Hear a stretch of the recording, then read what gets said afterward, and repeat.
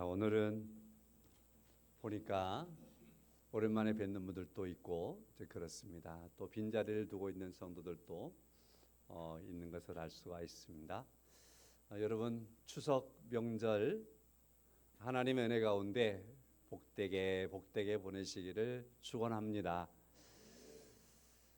추석에 하나님의 복이 여러분의 삶과 가정에 함께하고 또 그 안에서 주님의 인도하심을 바라보며 하나님께 마음껏 영광을 돌리는 그런 은혜들을 찾고 발견하는 그런 기회도 될 수 있기를 바라고, 우리의 가정들을 지키시고 또 보호하시는 그 하나님도 만나는 기회가 또 명절을 통해서 있기를 축원합니다. 오늘은 제목이 세상의 빛 예수입니다.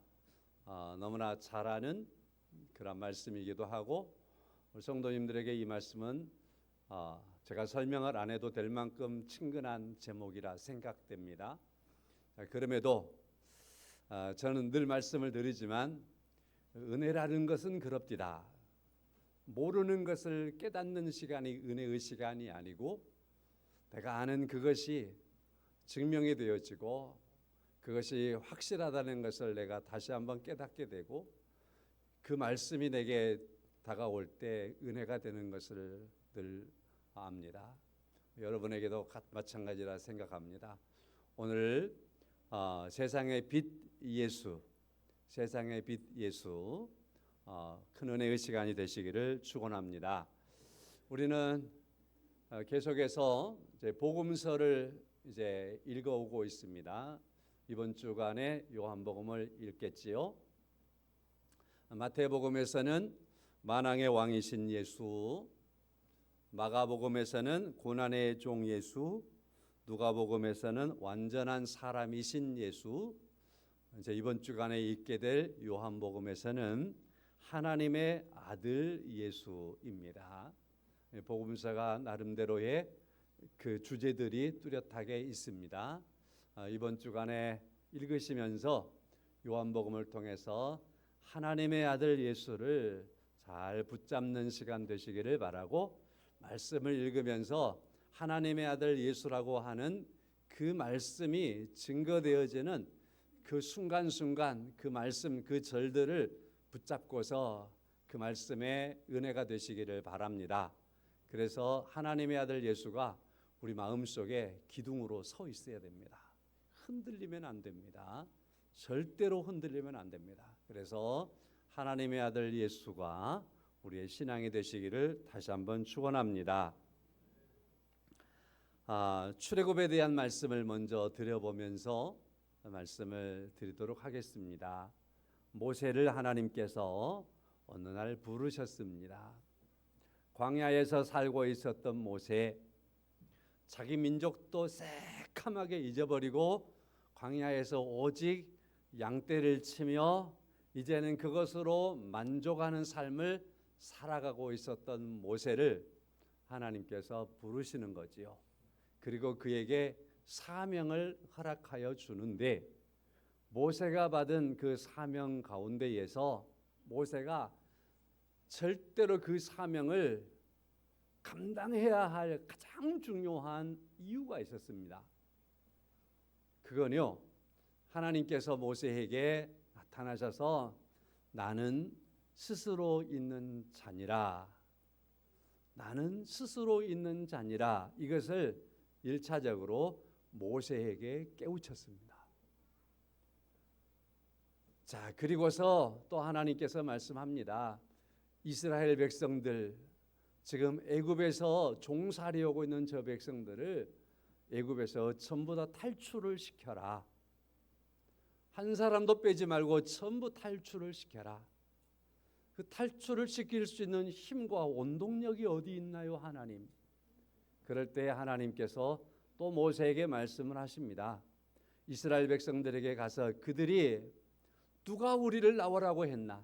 누가 우리를 애굽에서 탈출하라고 했나? 누가 시켰는가가 중요하지 않느냐라고 묻거들랑 그들에게도 말하기를 스스로 있는 자가 이 일을 주장한다고, 스스로 있는 자가 보냈다고, 그렇게 말하라. 이렇게 말씀을 해주지요. 그래서 이 스스로 있는 자라고 하는 이 말씀은 모세로 하여금 사명의 길을 가도록 이끄는 말씀이 되었고, 이 말씀은 이스라엘 백성들이 애굽에서 종살이를 워낙에 많이 했기 때문에 그들은 종의 근성, 노예의 근성이 그들을 사로잡고 있을 텐데, 그 모든 것을 전부 다 떨쳐버리고 출애굽할 수 있었던 그 힘, 그 원동력은 바로 스스로 있는 자를 그들이 선포받았기 때문입니다. 이 스스로 있는 자라고 하는 말씀은 또 모세가 이제 바로 앞에 가가지고 이스라엘 백성들을 내놓아라 그러니까 바로가 버티잖아요. 바로가 버틸 때에 그에게도 모세 마음속에 흔들리지 않음이 있습니다. 그리고 이스라엘 백성들이 누구인가에 대하여서 너무나 잘 아는 겁니다. 하나님께서 나를 보냈다. 이 백성들은 하나님의 백성, 스스로 있는 자이신 하나님의 백성이기 때문에 하나님께 속해야 하고 하나님만을 마음껏 섬길 수 있는 곳으로 나가야 하고 하나님을 섬기는 데 있어서 방해하는 이곳을 떠나야 한다라는 그런 당위성을 가지고 모세는 바로 앞에 가서도 하나님께서 이 백성들을 내놓으라고 하셨다. 그렇게 선언한 거죠. 자, 모세가 누구하요? 그랬을 때 하나님이 나는 스스로 있는 자이다. 곧 나는 나이다라고 하는 거죠. 나는 나야. 나는 이런 하나님이야. 나는 스스로 있는 하나님이야. 하나님이 자기에 대한 정의를 그렇게 말씀을 하시는 것이었습니다.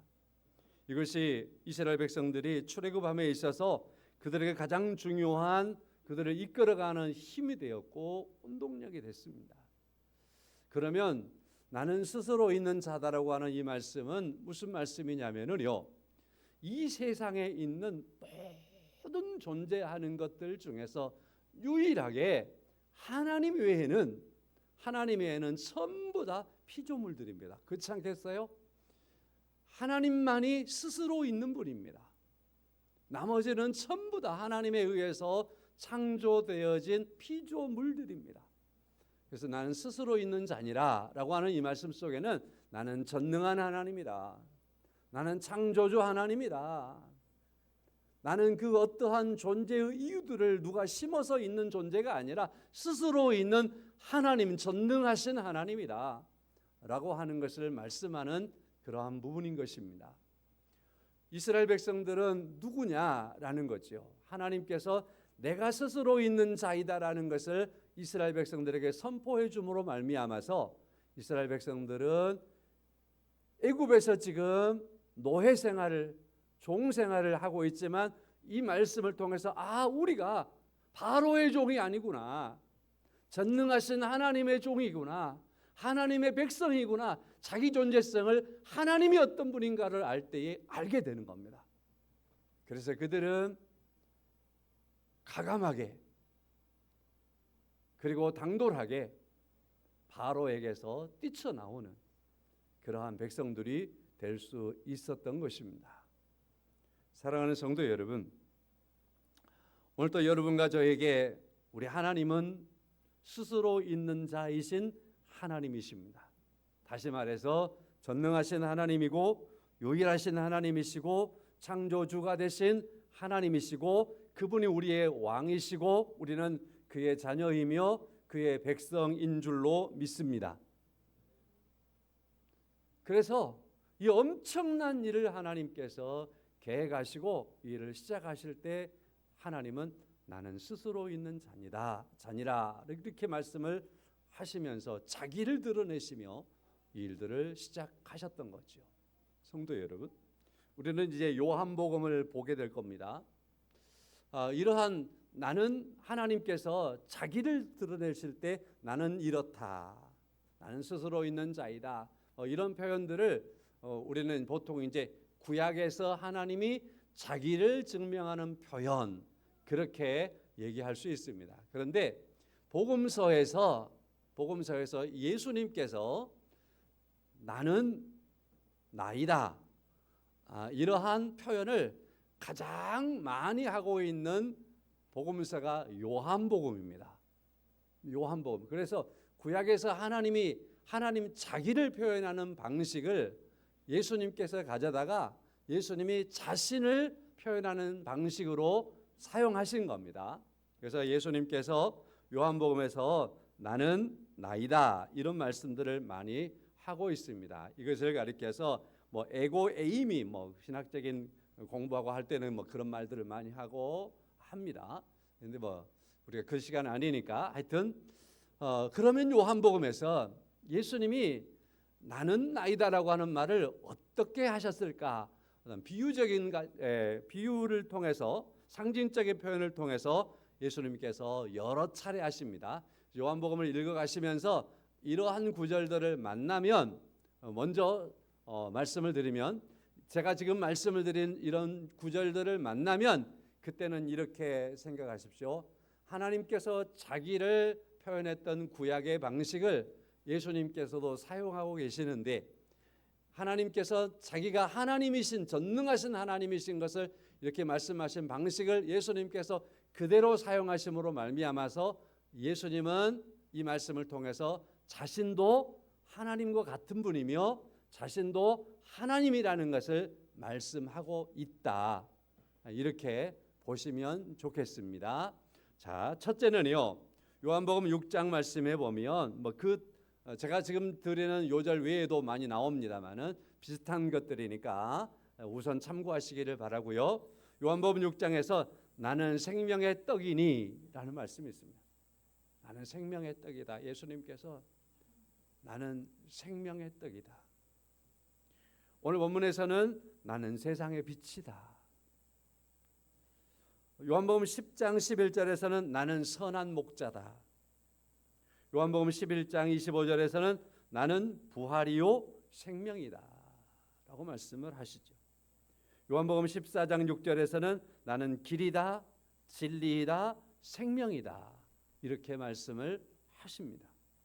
요한복음 15장 1절에서는 나는 참 포도나무다 이렇게 말씀을 하십니다. 이런 말씀들을 통해서 예수님께서 나는 생명이다, 나는 빛이다, 나는 선한 목자다, 나는 부활이다, 나는 길이다, 진리이다, 생명이다, 나는 참 포도나무다.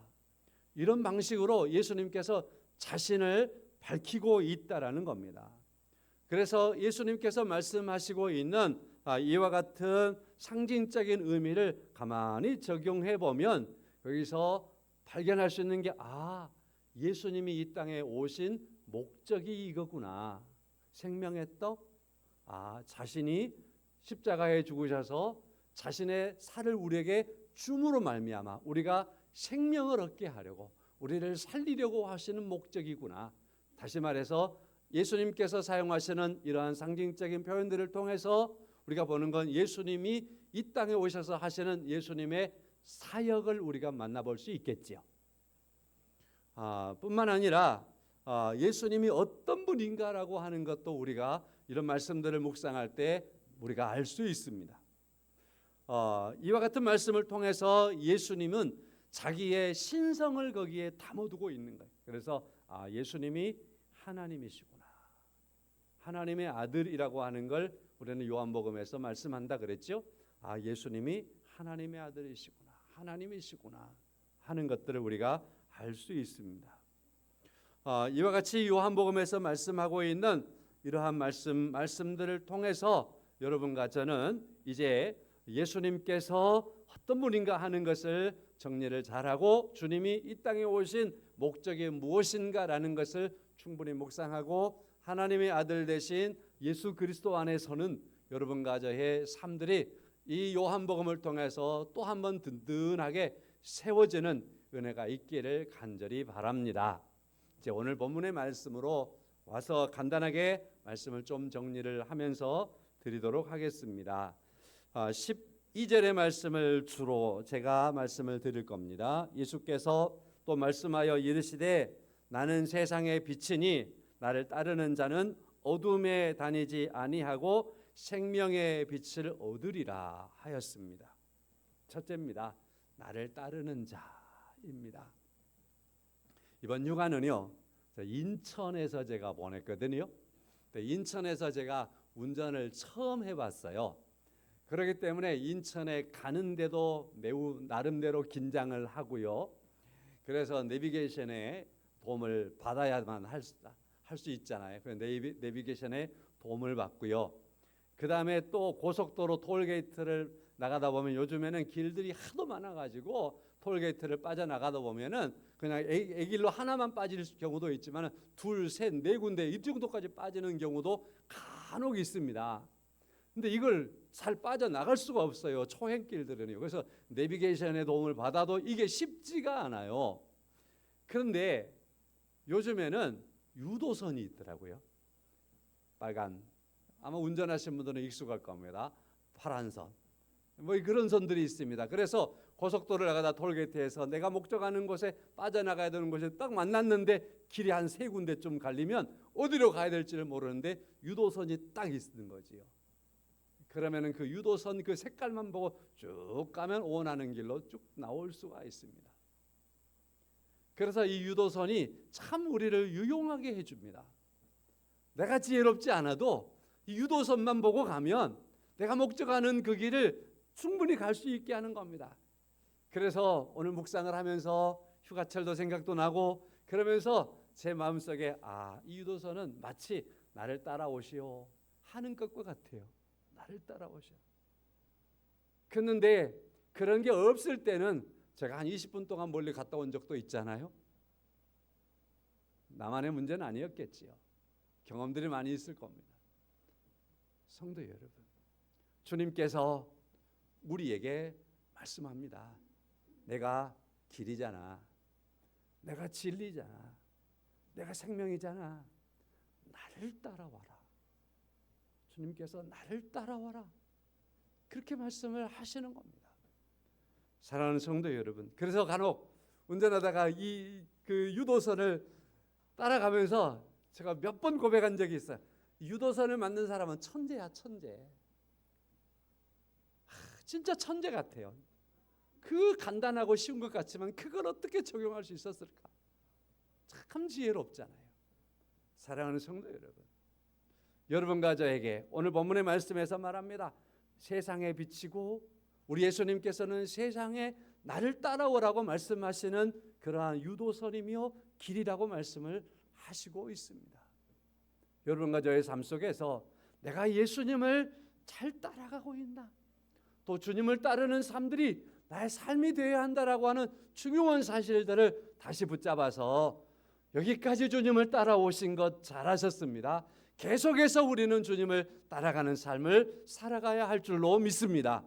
한 번도 주님을 따라가는 것을 포기하거나 놓쳐버리지 마시기를 바랍니다. 간혹 내비게이션이 그러잖아요. 어느 길을 인도하다가 길을 잘 따라가라고 하는 말씀을 덧붙여 줄 때가 있잖아요. 두 번째 말씀을 드려보겠습니다. 세상의 빛 예수라고 하는 말씀입니다. 제가 이런 글을 읽어본 적이 있는데 그걸 좀 정리할게요. 간단한 얘기입니다. 그냥 동네 이야기인데 어느 동네에 횡단보도를 건너려고 사람들이 우르르 서 있는 그런 상황들을 기록해 놓은 글을 읽어봤습니다. 사람들이 횡단보도에 서 있습니다. 근데 파란불로 밖에 건너가는 거 아닙니까? 근데 이렇게 요즘 날씨처럼 더운 날씨에는 횡단보도에서 신호가 바뀌기를 기다리는 그 시간 1초가 1분 같아요. 그렇지 않습니까? 횡단보도에 사람들이 서서 신호가 바뀌기를 기다리고 있는데 사람들은 계속해서 많아지는데 신호가 안 바뀌는 거예요. 누군가가 어느 순간에 아직 빨간불인데도 불구하고 그 횡단보도를 건너는 거지요. 그러니까 사람들이 우르르 따라서 기다렸다는 듯이 따라서 건너는 겁니다. 그런데 꼬맹이 하나가 건너려고 하는데 할머니가 그 아이의 손을 잡고 안 돼 그러는 거죠.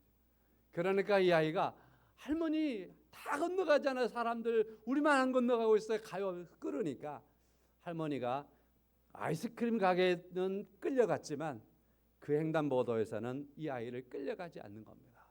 꼭 잡고서 그 아이에게 할머니가 던져주는 말이 있습니다. 횡단보도에서는 저 사람들을 보면 안 돼. 우리는 항상 신호등 파란불만 바라봐야 돼. 그래서 파란불이 켜질 때만 건너야 돼. 그래야만 우리가 안전하게 건널 수 있는 거야 하면서 이 손자를 할머니가 그렇게 신호등 건너지 않고 꼭 붙잡고 타일러주면서 사람들이 다 건너가도 사람들을 보고 건너가면 안 돼. 이 횡단보도를 건너는 것은 파란불로 바뀌었을 때만 건너야 돼.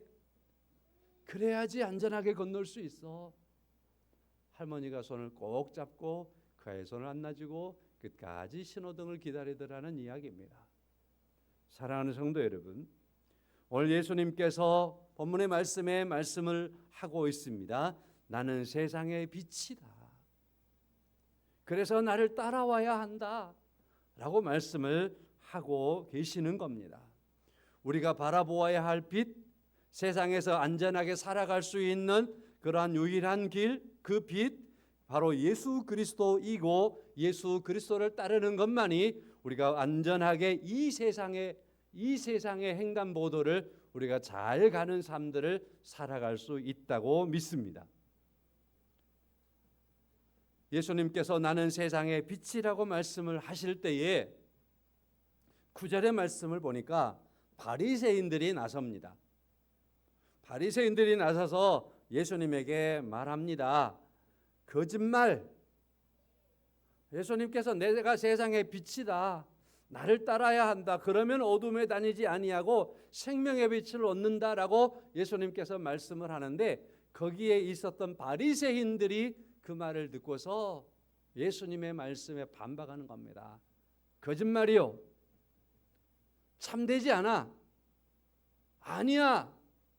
예수님께서 빛이라고 말씀하는데 거절하는 겁니다. 빛이 아니라고 말하는 거예요. 당시에 지금 이곳은요 성전마당입니다. 성전 앞. 성전에서도 헌금함이 마지막 절 보면은 헌금함 옆이라고 했잖아요. 그러니까 성전에서도 헌금함 옆이면 성전 안은 아니지만 그러나 가장 가까운 곳이잖아요. 그곳에서 예수님께서 말씀을 하시고 있습니다. 자, 이곳에 있는 주로 주요한 사람들은 바리새인들, 대다수의 바리새인들입니다. 이 사람들은요 선생이며 이 사람들은 가르치는 사람들이며 이 사람들은 주도권이 있는 어떠한 그 주도권을 행사하는 당시의 그런 사람들이고 많은 사람들에게 우리가 믿는 대로 하나님을 믿는 거고 우리가 해석해 준 대로가 성경이 맞는 거야. 그러면서 하나님의 말씀을 가르치는 사람들이었고 증거하는 사람들이었고 선생이었고 그렇단 말이죠. 그 사람들이 말합니다. 예수님께서 내가 빛이다라고 말할 때 아니야 라고 말하는 거예요. 여러분 이때 말이죠 예수님을 정확하고 분명하게 바라보지 못하는 사람들은 누구를 따라가겠어요? 그 시대의 많은 사람들을 보고 따라갈 거 아닙니까? 선생들을 보고 따라가 버릴 거 아닙니까? 성도 여러분, 우리가 이 세상을 살아갈 때에 저는요 굉장히 긴장할 때가 많이 있어요. 예를 들어서 어제 우리 상현이가 찾아와서 잠깐 얘기를 해요. 얘기를 하는데 저 친구 앞에서 긴장을 해요. 왜냐하면 저 친구가 제가 처음에 볼 때 4살이었냐? 5살이었냐? 그 얘기였거든요. 지금은 25이 돼버렸어요. 대학을 졸업해버린 거예요. 그래서 저 친구는 나보다 아는 게 훨씬 많을 거라는 생각을 하는 거예요. 나는 여기 강주에 있는데 저 친구 서울에서만 살았어요. 또 몇 년 동안. 굉장히 나와 차이가 많을 거라는 생각을 하는 거예요. 그 긴장할 수밖에 없어요. 성도 여러분, 이 세상에 우리를 주도할 만큼의 어떠한 능력이 있는 사람들이 얼마나 많습니까? 세상적인 기준으로 봤을 때 말이죠. 그 사람들이 우르르 가면 횡단보도를 건너는 저 많은 사람들처럼 우르르 사람들이 가면 자칫 주님을 바라보아야 할 그 시선을 우리가 바르게 정확하게 뜨지 못하고 있으면 함께 따라가 버린다니까요. 함께 밀려가 버린다니까요. 시루에 밀려가고 세상의 어떠한 문물에 밀려가고 세상의 사관에 밀려가고 그런 것 아니겠습니까? 사랑하는 성도 여러분, 세상의 수많은 사람들이 예수 믿는 사람들의 모습이 참되지 않다라고 하는 오늘 9절 하반절에 있는 이러한 말을 혹시나 할지라도 우리가 선택하고 있는, 아니 우리가 선택한 게 아니라 정확하게 말하면 하나님께서 우리를 선택하신 거지요.